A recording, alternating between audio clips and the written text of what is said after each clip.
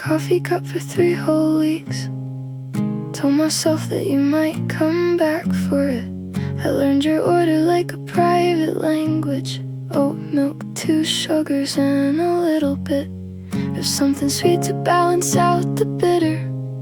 I thought that's what loving someone meant, memorizing all their little habits and calling it a life well spent. But you never asked me to remember. You never said this thing was real. I built a home inside of maybe and wondered why I couldn't heal. 'Cause you were never really mine. I just lived inside the almost close enough to feel the warmth, but never close enough to hold it. You were never really mine. I just loved you from the outside, pressed against the glass and watching a life that was never really mine.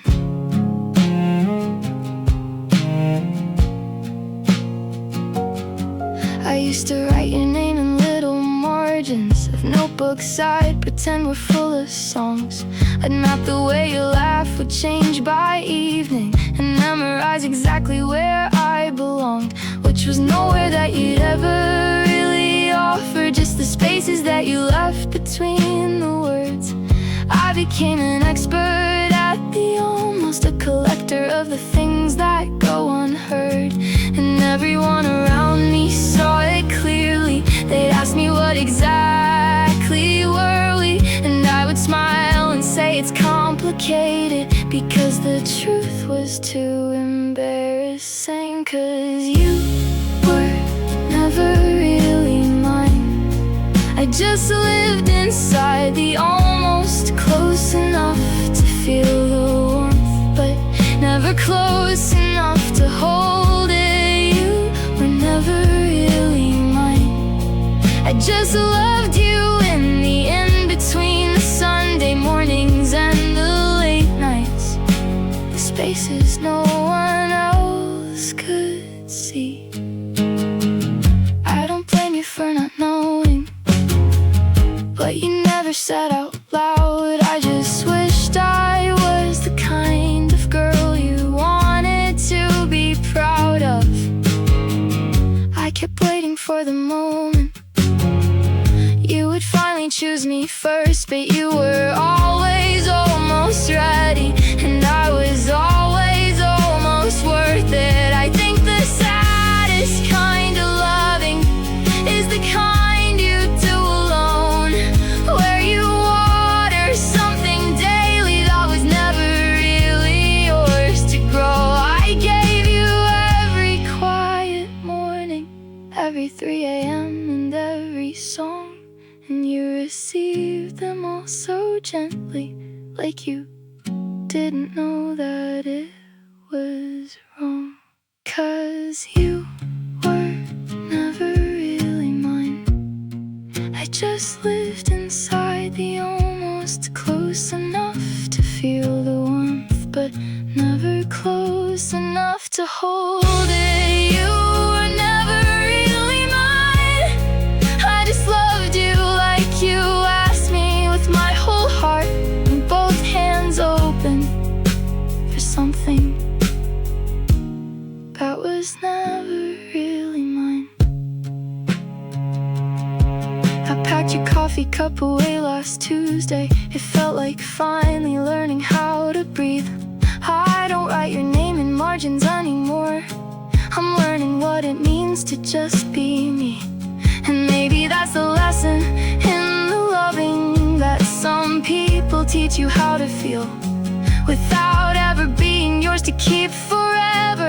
Sometimes the almost ones are how you heal. So I'm keeping all the mornings that I gave you. I'm keeping every song I wrote at night. I'm keeping all the love I thought I wasted. Turns out I just gave it to myself this time. 'Cause you were never really mine, and I was never really yours either.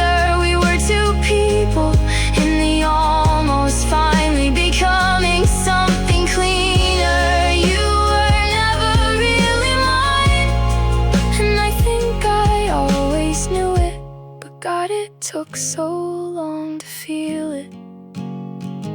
You were never really mine. I loved you anyway.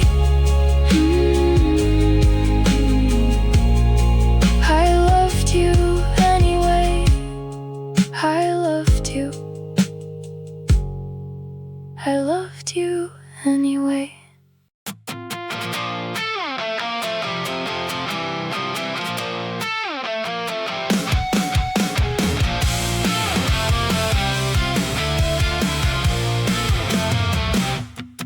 You showed up at my door again at midnight with that look you get when you want to be saved. I let you in because I always let you in. I rearranged my whole heart to make space. You stayed just long enough to take the warmth and packed your things before the morning came, and left a note that said you needed freedom, like I was the one who built your cage. And I sat there in the quiet you left behind, picking up the pieces for the 100th time, telling all my friends you're complicated, telling myself that love is supposed to hurt, but you're so good at leaving. You've had so much practice. You could win a gold medal in disappearing acts. You smile like you mean it, then you pack up and vanish. God, you're so good at leaving. Must be nice to be that good at leaving. I used to write you letters full of patience. I used to be the one who understood. I made excuses for your inability to stay when staying felt too hard or too good. But I've been doing math at 2 a.m. and adding up the times you walked away. And darling, the equation isn't flattering. The answer always ends the same. So I'm done saving seats for someone who never planned on staying anyway. Done being the understanding one, done making your chaos sound okay. 'Cause you're so good at leaving. You've had so much practice. You could win a gold medal in disappearing acts. You smile like you mean it, then you pack up and vanish. God, you're so good at leaving. Must be nice to be that good at leaving. I used to think if I loved you harder, you'd finally learn how to stay. I used to think I was the problem, that I was too much or not enough in the right ways. But I've been talking to the girl I was before I let you make her small, and she told me something I forgot. She said, baby, you were never hard to love at all. You were never hard to love at all. You were never hard to love. They were just too scared to try. So I'm keeping every morning that I wasted. I'm keeping every time I held the door. I'm keeping all the love I gave so freely. But I'm not keeping you anymore. 'Cause you're so good at leaving. You've had so much practice. You could win a gold medal in disappearing acts. You smile like you mean it, then you pack up and vanish. God, you're so good at leaving, but I'm so good at staying, and I'm staying without you. Yeah, I'm staying without you this time. I'm staying without you. You'll probably show up at my door again with that look you get when you wanna be saved. And for the first time in a long, long time, I think I'm finally gonna let you stay there in the rain. 'Cause you're so good at leaving. You've had so much practice. You could win a gold medal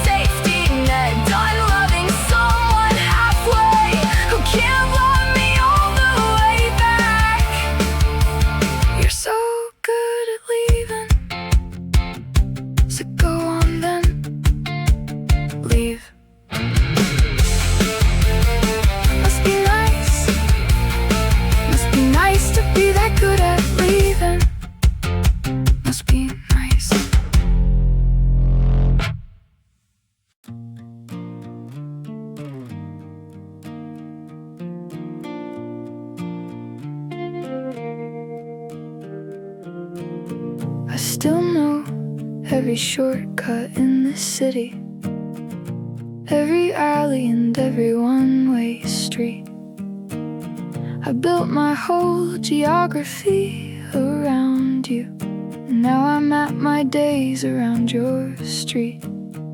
I take the long way to the coffee shop on Madison, the one we used to share on Sunday mornings. I sit with my back to the door just in case, and leave before the light stops being warning. I know which parking lots to avoid on Fridays. I know which bars still smell like your cologne. I've memorized the radius of your apartment and built my whole life just outside the zone. My friends say I should move to a new neighborhood, or better yet, a whole new city entirely.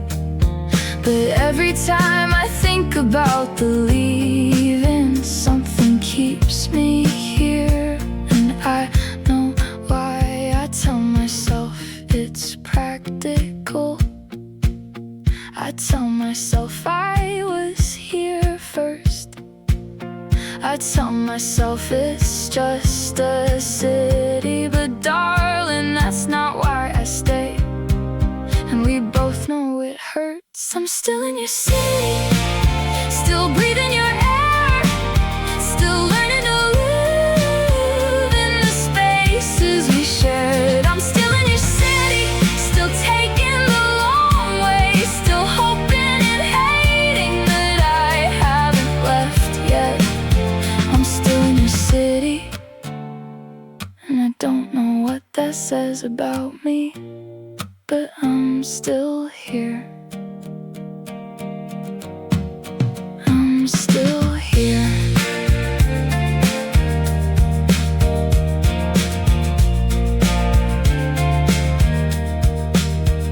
I went to the restaurant on 5th last Tuesday, first time since the night you said goodbye.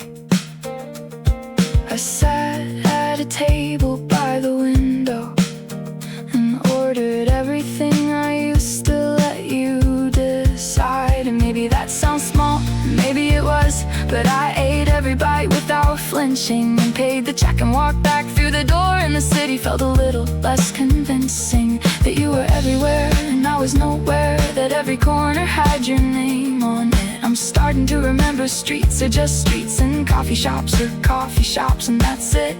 But then I turned the corner onto Henderson, and there was your car parked outside the gym, and 3 whole months of progress disappeared in the 2 seconds that it took to see it. So I'm back to taking long ways, back to checking every room, back to holding my breath on Thursdays, 'cause Thursdays were always me and you.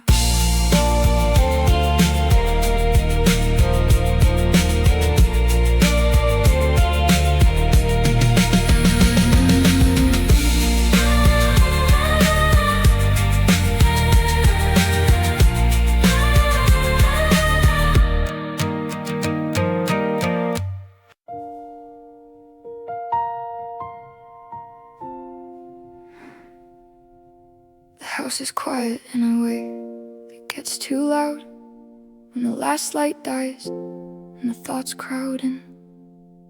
I've been lying here since somewhere around midnight, counting all the things I keep locked in. There's a version of me that only lives at nighttime, the one who knows the things I won't admit. She shows up when the daytime noise dies down and sits beside me while I come to grips with the fact that I'm not doing as well as I say, with the fact that I still think about you every day, with the fact that moving on is something I've been performing for an audience of one. And when the curtain drops at 3 a.m., I'm right back where I started. Right back where I started. So I pick up a pen and I write it all down, every true and terrible thing without making a sound. 'Cause the page won't judge me and the night won't tell, and by morning I'll delete it and go back to doing well. I write the truest things I know at 3 a.m. and delete them all by morning. I say the things I'd never say in daylight, when the world is dark and no one's watching. I write the truest things I know at 3 a.m. about how much I miss you, about how I'm not better, about how every song I hear still somehow finds a way to be about you. I write it all at 3 a.m. and then I watch the morning come and close the notebook and become someone who's doing fine. There's a note I wrote in January, 7 pages front and back, and then some more about the way you used to say good morning and how nobody says it like that anymore. I've reread it maybe 47 times, each time telling myself it's the last time. I'll let myself go back there after midnight and mean it for about a week, and then I'm fine. Until I'm not, until it's 3 a.m. again, and the quiet gets too heavy and the pen finds my hand again. And I'm writing things that honest people say out loud, but I just write them in the margins of notebooks no one's allowed to. So I fill up all the pages with the weight I carry all day, every word I swallow sunlight, everything I couldn't say, 'cause the paper holds it better than my chest has learned to do. And at 3 a.m. the handwriting looks nothing like the me that's getting through. I write the truest things I know at 3 a.m. and delete them all by morning. I say the things I'd never say in daylight, when the world is dark and no one's watching. I write the truest things I know at 3 a.m. about how scared I am of staying like this, about how some nights the missing feels less like grief and more like company. I write it all at 3 a.m. and then I watch the morning come and close the notebook and become someone who's doing fine. Okay, here's the thing I have never written down, not even at 3 a.m. Not even when I thought no one was listening. I don't delete the notes because I'm ashamed. I delete the notes because if I keep them, they become real. And if they become real, then I have to do something about them. And some nights, the 3 a.m. version of me is the only honest thing I have left. I'm terrified that if I let her speak in the daylight, she'll say something I can't take back, like I'm not okay, like I haven't been okay, like I miss you in a way that hasn't changed at all since the day you left. Like I think I've been writing notes at 3 a.m. and deleting them by morning, because I'm still writing them to you.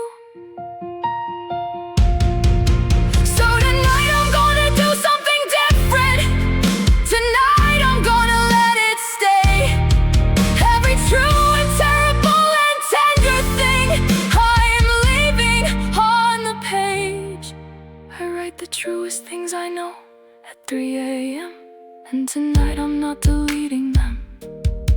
I say the things I never say in daylight, and tonight I'm gonna let them live. I write the truest things I know at 3 a.m. about how the missing hasn't moved, about how 3 a.m. still belongs to you, about how I think I'm finally ready to admit I'm not as over this 'cause the daytime version of me has been pretending. I wrote it all at 3 a.m. and the morning came, and I kept it, I kept it, I kept every word. The sky is doing something pink and gray. That means I've been awake the whole night through. There's 7 pages in this notebook now, and every single one of them is true. I don't know what I'll do with all this honesty, come breakfast time and daylight in the world. But for right now, in the last dark of the morning, I'm just a girl who finally told the truth. Just a girl who finally told the truth.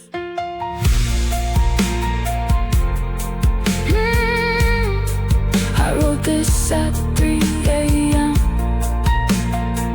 I'm letting it stay. I wrote this at 3 a.m. and I'm letting it stay. Letting it stay. Letting it stay. Letting it stay.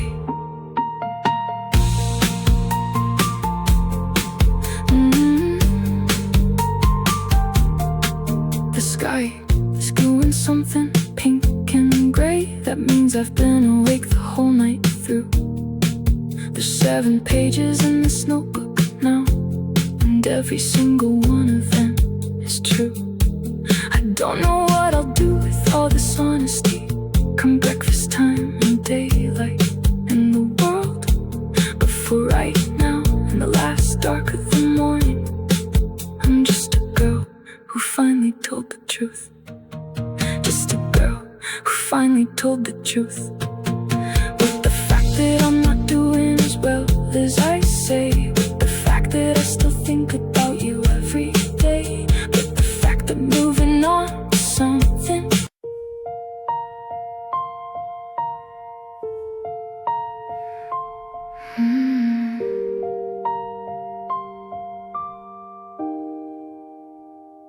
I saw a photograph of somewhere I've never been, and thought of you immediately.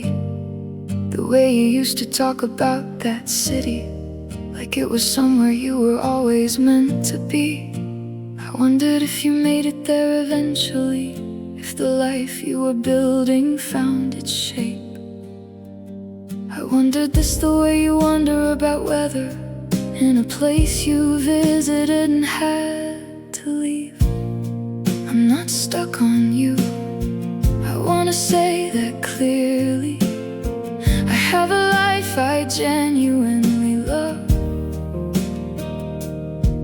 I have mornings that belong to me completely. I have people and a purpose and enough.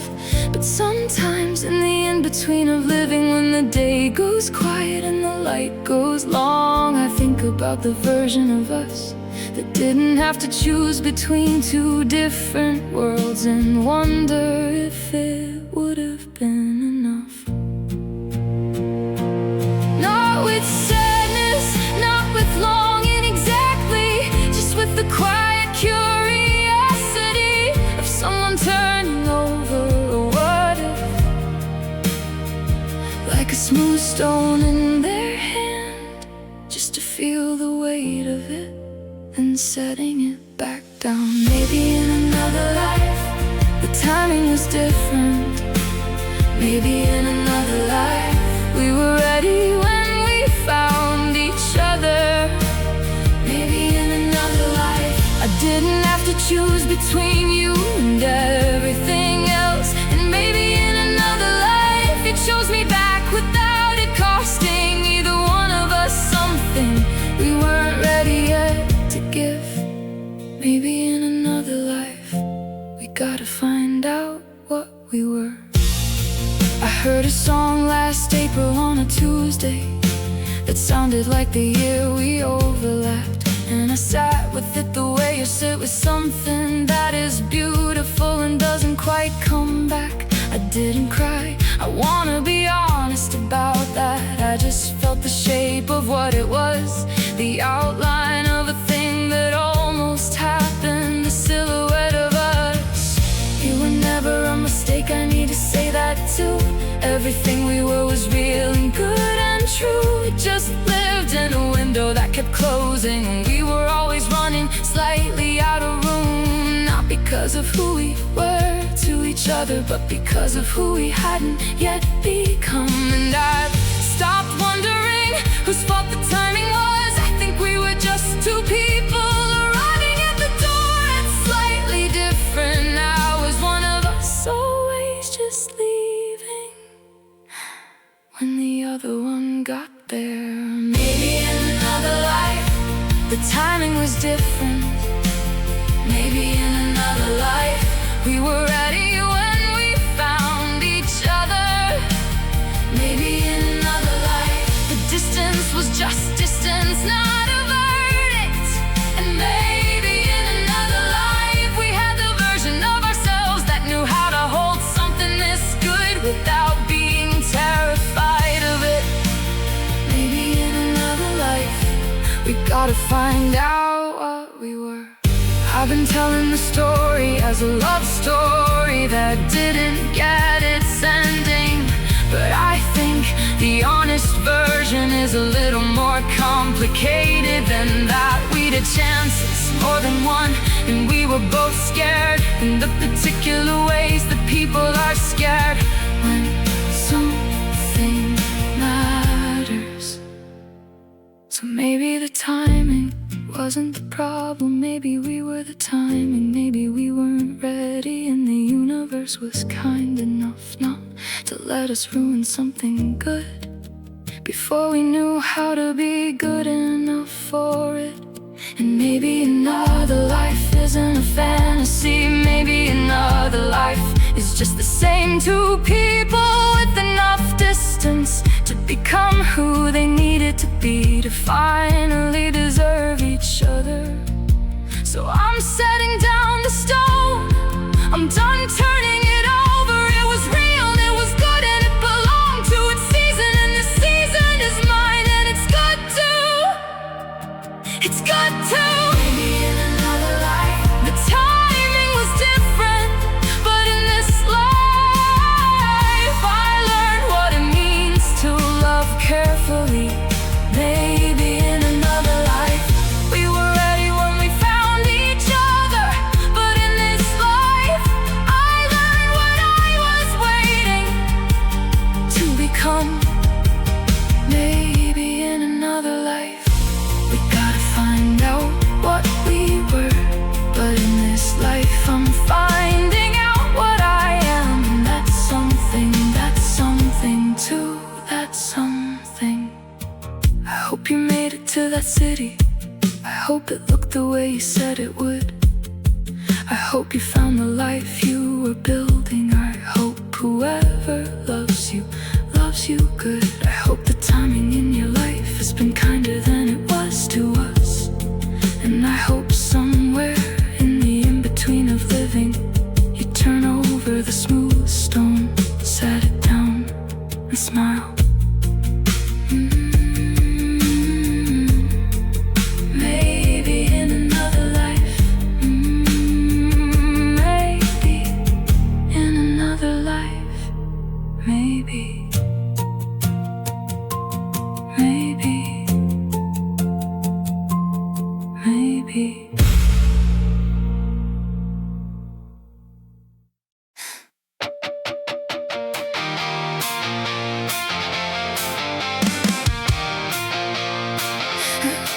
I curled my hair for 47 minutes, put on the dress that makes me look like I am fine. RSVP'd yes, because I always RSVP yes. Showed up with wine and a practice smile. Somebody handed me a red Solo cup. Taylor Swift was playing overhead on shuffle, and I thought, God, not this song, not tonight. But I kept the smile fixed like a trophy. I said the right things at the right volume, laughed at the joke I have heard 3 times before.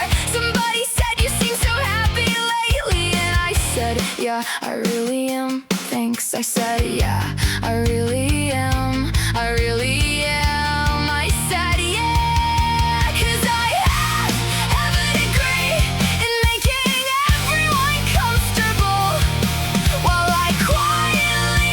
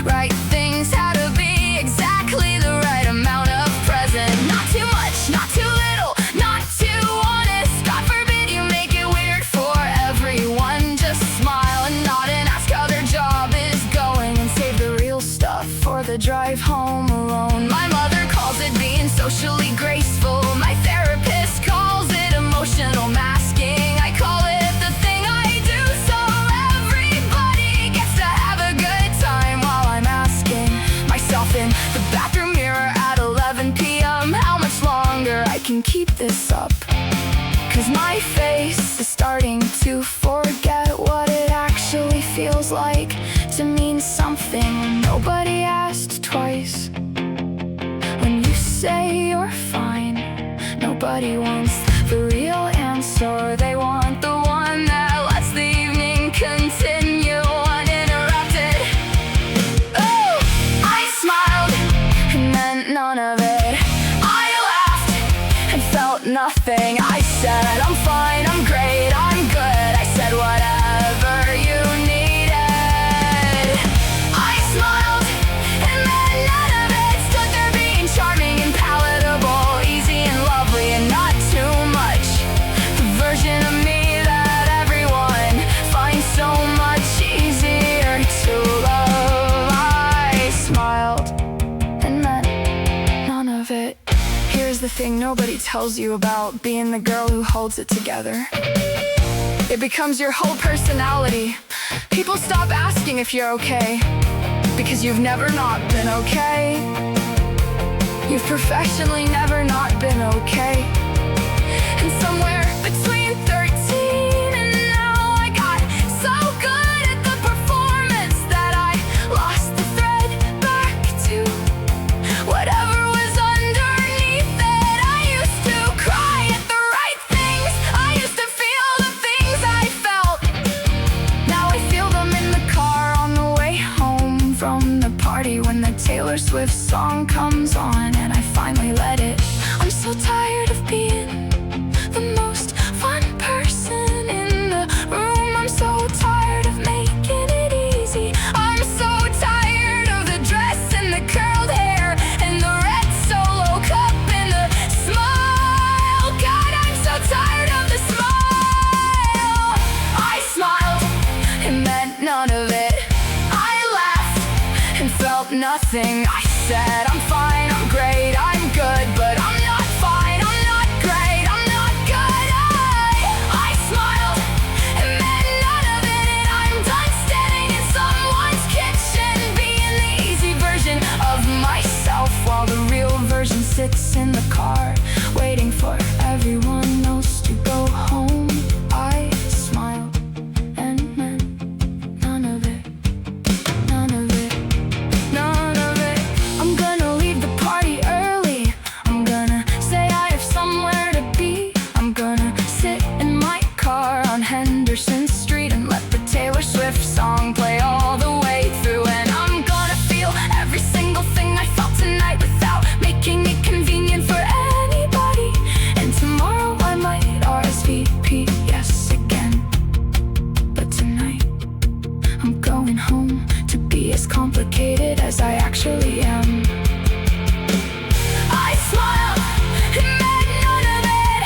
I laughed and felt nothing. I said, I'm fine, I'm great, I'm good. And I said it so many times I almost believed it. I smiled and meant none of it. But I'm pulling out of the driveway on Henderson Street with the music turned all the way up. And for the first time all evening, every single thing on my face is completely real. I smiled, and this time I meant it, I meant it, I meant it, I meant it. I smiled and meant none of it. I smiled and meant none of it, none of it, none of it, none of it.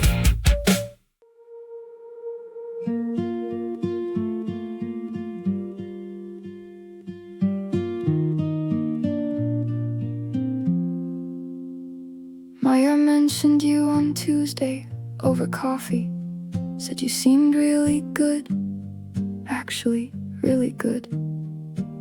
Said you'd been going to the gym on Henderson and seeing someone new in the neighborhood. I stirred my oat flat white for 30 seconds, smiled and said that's great. I'm glad to hear it. Went home and checked your Instagram immediately. There you were in Portland, looking free. Tagged at some rooftop I have never heard of, standing next to someone with your same laugh. Caption said, new chapter, new city, new everything. I had to put my phone down after that. 'Cause you looked like someone who had fully landed, shaking off whatever we had been. And I'm still finding your gray hoodie in October behind my door, like nothing in between. I know it's not a competition, I know that healing doesn't work that way. I know I should be glad that you're okay. I just wish I knew it more today. You moved on and I fell apart, like it was easy and maybe for you it was. You packed up everything you felt, and I'm still opening boxes I don't recognize. You moved on and I fell apart, and I'm not saying that you did it wrong. I'm just still here in November, doing things we said we'd do together. You moved on and I fell apart. I found a Spotify playlist on a Wednesday, the one you made me called for the long drives. You've played the Phoebe Bridgers song 47 times since June, according to my rap. And I counted, which is absolutely unhinged, but here we are, and here I am at 2 a.m. The worst part isn't even that you're happy. The worst part is I wanted that for you, and those two things live inside me simultaneously, the grief and the genuine relief. I wanted this for you, I swear I did. I just didn't know that wanting it for you would feel this much like losing something I was still holding on to quietly. Yes, I checked your Instagram this morning. Yes, I still have your gray hoodie. Yes, I know what my therapist said, knowing and feelings are two different countries. And I haven't found the border yet. You moved on and I fell apart, like it was easy and maybe for you it was. You packed up everything you felt, and I'm still opening boxes I don't recognize. You moved on and I fell apart. Congratulations on your speedy recovery. Some of us are still in the waiting room, reading old magazines from June, pretending we are almost ready. You moved on and I fell apart. Here is the honest version. I've been telling the story where you moved on too fast. And I love too much, and that's comfortable and familiar, and lets me be the wounded one. But the honest version is that half those 47 plays were me listening to the song you saved, trying to feel what you felt after. And maybe that's the thing, maybe you moved on because you figured out how to feel it and let it go. And I'm still learning that part, I'm still learning, I'm still learning. You moved on and I fell apart, and both of those things were real. You packed up everything you felt, I'm still sitting with mine, learning what to keep and what to release. You moved on and I fell apart, and I'm not angry anymore. I'm just still here doing the work in my own time, in my own way. You moved on and I'm catching up. You moved on and I fell apart, and I'm putting myself back together one Tuesday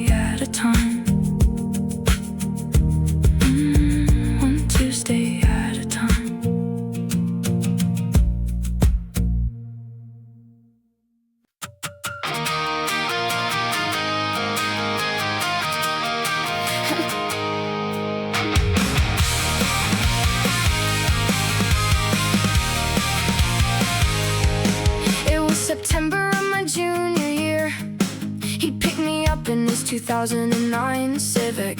Wonderwall came on and he turned it up, and I wrote that in my journal like it meant something. I wrote down everything he said back then, filled up half a notebook with the sentences, reread them like they were kind of scripture, built a church around the boy at 17. And he said I was different from the other girls, and God, I needed that so much I took it. He said I was too smart for most people. I was 17, I absolutely believed it. I made myself smaller in the places where I thought I was too much for him to handle. I learned the art of never needing anything and called it being easy going. And here I am at 20-something, reading back that journal in my childhood bedroom. Genuinely cannot tell if I should laugh or cry, so I'm doing both simultaneously. I was 17 and stupid, and in love with someone who should have known better than to let me be. 17 and stupid, gave him everything I had at an age when everything I had wasn't mine to give away yet. 17 and stupid, and I'm not saying it was all his fault, I'm saying I was 17. What exactly did you think was gonna happen? I thought Twilight was relationship goals. I thought jealousy meant that he loved me. I thought crying in a car park was romantic. Peak 17-year-old literary analysis from me. I let him tell me what to wear to his friends' parties. I let him make me feel grateful for being chosen. I shrunk myself down to something manageable and thought that shrinking was the same as growing. I called my best friend Jamie on a Tuesday. She said something feels wrong. I said I know. She said you don't seem like yourself. I said I'm fine. She said okay, and I said okay, and we both let it go. And that's the part that gets me now at 20-something. Not just him, but all the ways we learn to watch each other disappear inside these stories and say okay and let the whole thing burn. Cause nobody told me I was allowed to want more. Nobody told me I could leave. Nobody told me being chosen wasn't the same as being loved. And I was 17, I was supposed to not know that yet. I was 17 and stupid, and in love with someone who should have known better than to let me be. 17 and stupid, gave him everything I had at an age when everything I had wasn't mine to give away yet. 17 and stupid, but I've been calling myself stupid for about 6 years now, and I think I'm finally done with that. I was 17, that's it, that's the whole sentence. I wanna say something to the girl I was in September. You were not stupid, you were 17, and nobody had taught you yet that love is not supposed to cost you the parts of yourself you actually need. You were not too much, he was not enough, and you spent 3 years making that your fault when it was just the math of two people at the wrong ages, one of whom should have known better. And I'm so sorry that I spent so long being embarrassed by you. You were doing everything right with everything you had, which was not very much yet, because you were 17, and 17 is supposed to be the practice round, not the place where you did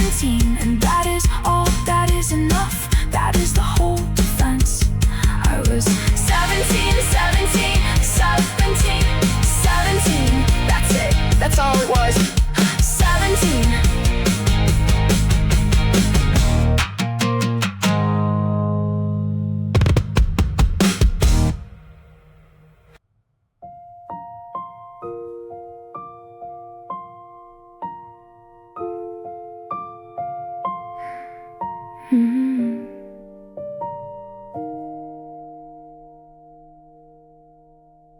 You knocked at 1:30, the way you always do, when you've run out of better options for the evening.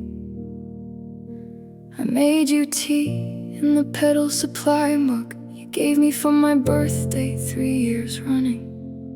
I put Sufjan Stevens on because the silence between us has been getting hard to sit inside. You took your jacket off and hung it on the chair, and I watched myself let you and wondered why. The clock said 2:17 when you fell asleep. I lay there with the weight of your arm across me, and Maple Street outside was doing city things, and I just stared up at the ceiling above me.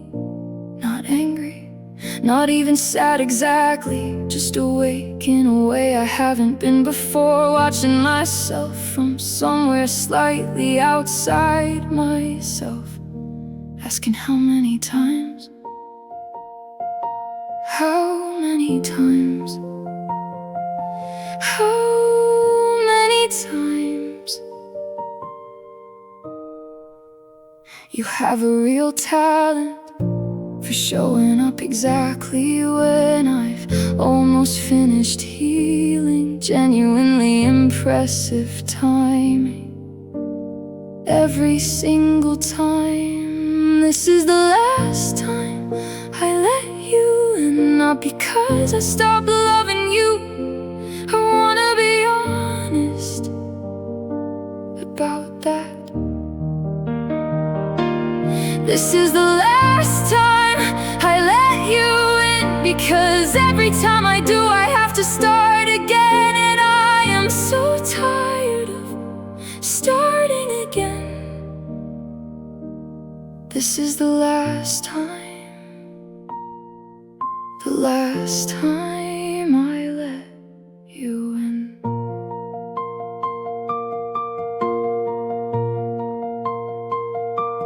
I unlock the door, I wanna say that clearly.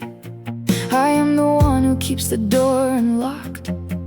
I make the tea, I put the music on. I move over in the bed without being asked, and I have told myself 100 different stories about why I keep doing this, and none of them are ones I'm proud of anymore. I think I kept believing in a version of you that only lives between midnight and 4 a.m. The one who holds me like he means it, the one who almost says the thing, and I love that version more than was reasonable, more than was fair to either one of us, more than I had any right to after the third time or the fourth, or whatever number this is now. And the saddest thing is that I don't even blame you. You showed up and I opened the door. That's the whole story.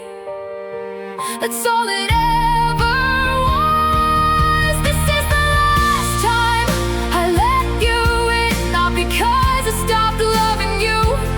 I wanna be honest about that. This is the last time I let you in, because I finally love myself the same way I've been loving you, which is completely and without conditions, and I deserve that back. This is the last time, the last time I let you in. I'm gonna wait until you're gone tomorrow. I'm not gonna do this at 2 a.m. I'm not gonna cry while you're sleeping and change my mind by morning like I always do. I'm gonna wait until the door closes, until Maple Street has swallowed up your jacket, until the pedal supply mug is washed and put away. And then I'm gonna sit with it, all of it. Every time I unlock the door, every midnight, every time I told myself this version of love was enough, because I didn't know yet what enough actually felt like. And then I'm gonna call Jamie, and she's gonna say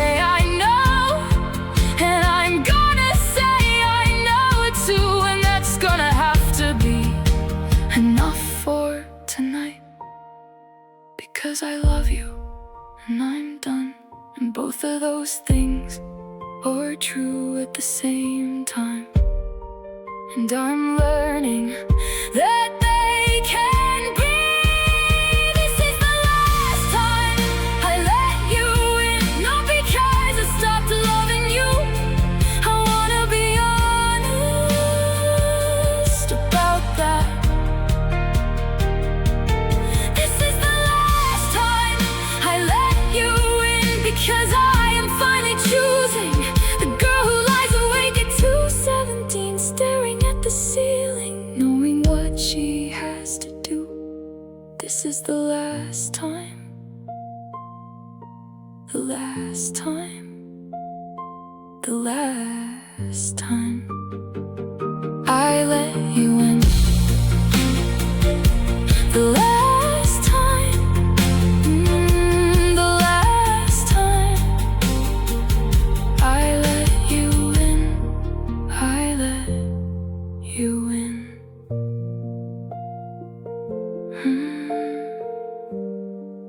I let you in.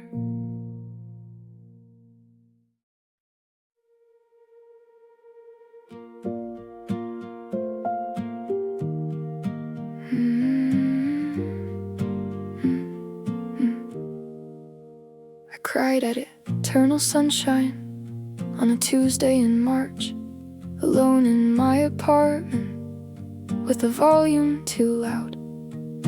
Clara called it later and said, "God, you feel things too hard." And I said, "Yeah, I know, I've been told." I left a Whole Foods on Clement Street in October because Sufjan Stevens came on in the produce aisle.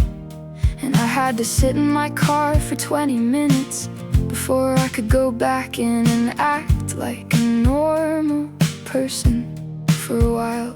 I have loved people with everything I had and watched them leave because the weight of it was more than they had signed up for.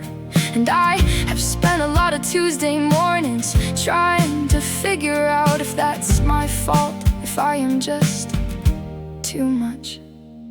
Apparently feeling things at full volume is not the personality trait everyone is looking for. Noted, I have noted that several times now. I am everything and not enough. I feel it all and somehow still come up short. I give the whole of what I have and watch it not be quite the right shape for the space that they had left for it. I am everything and not enough, and I have been apologizing for that for as long as I can remember. Everything and not enough. I picked Claire up from the airport last November. She said, "You seem tired." I said, "I'm always tired." She said, "No, I mean the kind of tired that comes from carrying things you shouldn't." And I said, "Yeah," and she said, "Yeah." And we sat in the car on Clement Street for 40 minutes just like that, not saying anything, just sitting.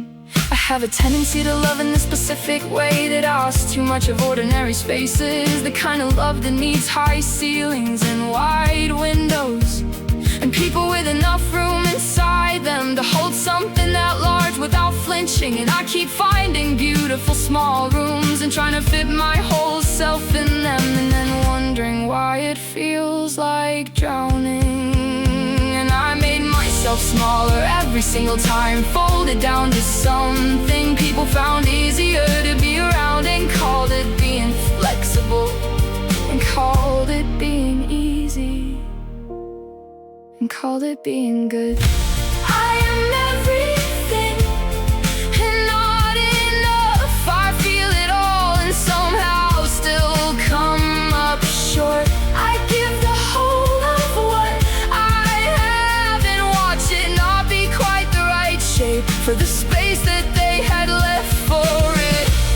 I am everything and not enough, and I have been so tired of being the person who loves the loudest in every quiet room. everything and not enough. Okay, here is what I figured out. Sitting in a Whole Foods parking lot on a Tuesday in October, crying at a Sufjan Stevens song. The problem was never that I felt too much. The problem was that I kept offering everything I had to people who had only left me a very small drawer. And you cannot fit a whole person into a very small drawer. No matter how many times you fold yourself, I am not too much. I am the right amount for someone with enough room. And I have spent 6 years apologizing to small rooms for being a wide open landscape. I think I'm done with that, I think I'm done. So I'm keeping all of it, every feeling at full volume, every cry in a grocery store, every love I gave completely. I'm keeping all of it, it's mine, it was always mine. I am everything and not enough for people who are never gonna be enough for me.